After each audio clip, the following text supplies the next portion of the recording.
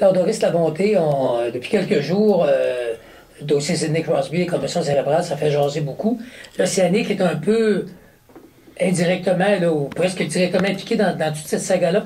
Les 2 ans que Doris Labonté a joué sous vos ordres dans les Rimouski, il y a eu quelques blessures. On peut peut-être tous les énumérer. C'est des blessures au corps, je pense. Oui, c'est ça. Il y avait eu blessure, un trapèze à l'épaule, si je me souviens bien, puis à la cuisse, le fameux coup de genou que Frédéric Cabana lui avait asséné gratuitement.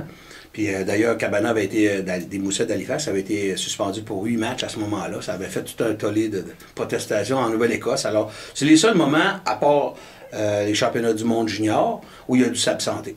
OK. Puis, quand il est question de commotion cérébrale, d'aucune façon, en tout cas, on a eu vent ou dans les... Est-ce qu'il y a eu déjà des symptômes? Est-ce qu'il y a des choses qui ont pu survenir qui auraient pu échapper à la presse? Non, ben si est arrivé quelque chose, il y a vraiment juste lui, Sidney, qui l'aurait su, parce que on le surveillait de près comme on surveille tous nos joueurs. Puis s'il avait déclaré quelque chose, ou si on s'était aperçu de quelque chose, on aurait fait le suivi. Puis on était très suivis. Sidney était en entrevue presque quotidiennement, autant sur la route qu'à la maison. Sa production a toujours été constante. Son humeur, son rendement l'était aussi. Alors, tu sais, il a fait les 2 fois premier compteur de la Ligue, puis au Canada, joueur par excellence 2 fois. Il y a eu une constante. Alors, quelqu'un qui vivrait avec une commotion, des symptômes de ça, ne pourrait pas afficher un tel rendement. Puis l'encadrement, comme je dis, était là tout le temps. Puis en plus, je peux rajouter son père qui nous suivait, qui a vu 80-90% des matchs de l'équipe, assurément.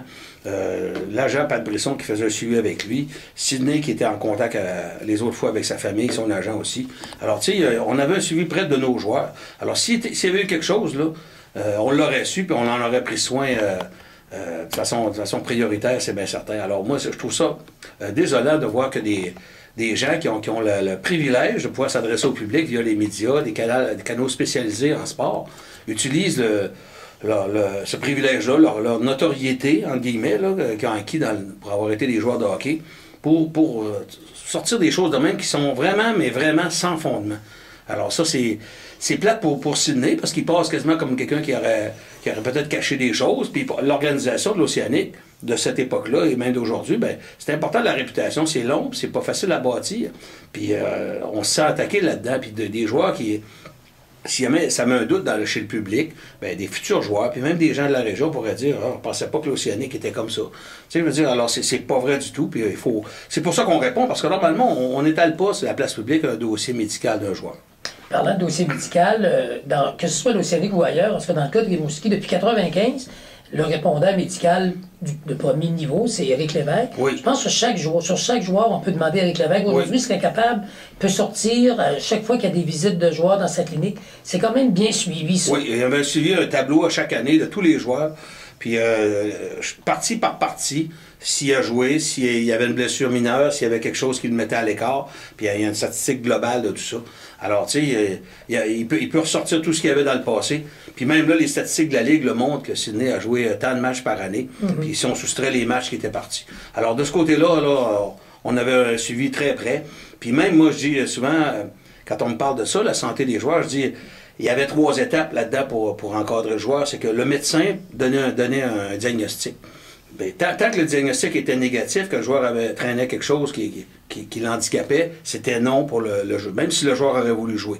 Bon, en deuxième étape, une fois que le médecin donnait un feu vert, bien, à ce moment-là, on vérifiait avec le joueur. Moi, je vérifiais toujours avec le joueur pour être sûr que lui se sentait bien. Parce que dans le cas présent, on sait que Sidney, il a passé comme un test, là, il l'a dit aux journalistes de Pittsburgh, puis il ne voyait pas de symptômes, mais lui, il ne se sentait pas bien. Alors, c'est pour ça qu'il arrête de jouer. Alors, moi, s'il y avait un moindre doute par le joueur, c'était non plus. Puis, troisièmement, c'est arrivé des cas que le médecin dit, moi, je le vois correct. Le joueur dit, je me sens prêt. Mais il ne me convainquait pas. Des fois, il y avait un petit doute ou bien on pouvait peut-être retarder un peu pour laisser guérir davantage. Tu sais, quand c'est juste prêt, là, bon, à ce moment-là, moi, je retardais. J'ai toujours retardé plus que le contraire. Quand il y a eu des tiraillements là-dedans, là, c'est parce que c'est moi qui voulais retarder un joueur plutôt que de le forcer. Il n'y a jamais eu de chicane dans le sens contraire, que moi, j'aurais voulu forcer un joueur à jouer ou un coach. Puis quand c'était pas moi le coach, bien, c'est jamais arrivé. C'est tout à fait le contraire qu'on faisait. Et tu as été dans le hockey junior très longtemps. Ouais. Ça a changé, par exemple. Si on reculerait un petit peu les pages du calendrier, depuis quoi? Le Sonic, c'était en 95, mais au début du hockey junior, c'était peut-être pas... Peut-être que les accusations des joueurs, des anciens joueurs, là, peut-être qu'ils sont peut-être plus vrais si on reculait plus peut-être à leur époque, eux autres, hein, quand Mario époque. Tremblay était junior, quand Georges Larac était junior, on parle des années mi-90, ben à ce moment-là, tu sais, il n'y avait pas une obligation d'avoir des protocoles de retour. On parle, mettons, strictement des commotions, parce qu'à cette époque-là, on parlait surtout des épaules, des genoux. C'est surtout ça où les joueurs étaient blessés. Maintenant, avec l'équipement, l'entraînement hors glace, tout ça, il y en a moins qu'avant de ces genres de blessures-là. C'est mi-90, on parle peut-être de mi-70, 80. Oui, là, c'est ça. Si on recule à cette époque-là, il n'y avait pas de protocole là-dessus. Même, c'était juste vu comme des maux de tête, des commotions. Aussitôt que tu avais plus mal à la tête, tu y retournais.